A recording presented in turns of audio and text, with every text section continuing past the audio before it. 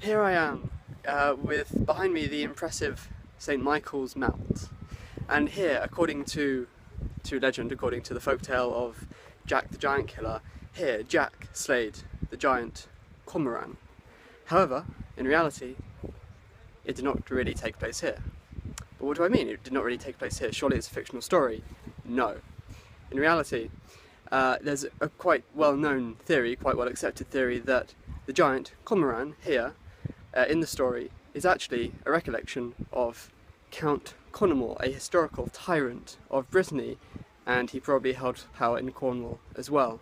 And he lived in King Arthur's time, which interestingly, a fact which not many people know, the story of Jack the Giant Killer takes place in Arthur's time.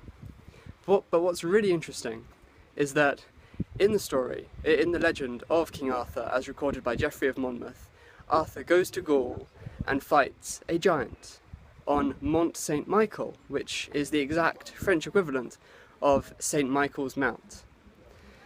And that's interesting because, in reality, Connemore was killed not in England, in Cornwall, but actually in Brittany.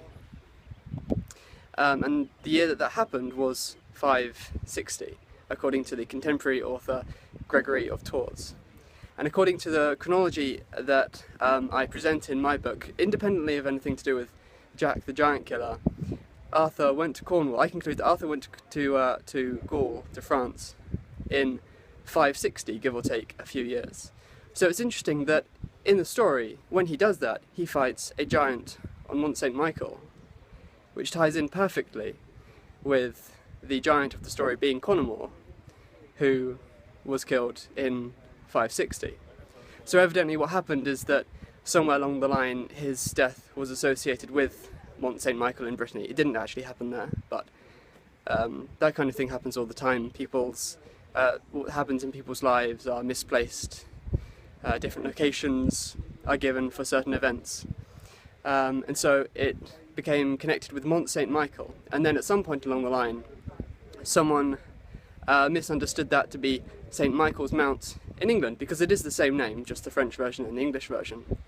And so eventually there came to be the story of Jack, who was probably Judwall, the person who killed Connemore in real life, killing Cormoran, or Connemore, the giant, on St Michael's Mount here in England. And that is the origin behind the story.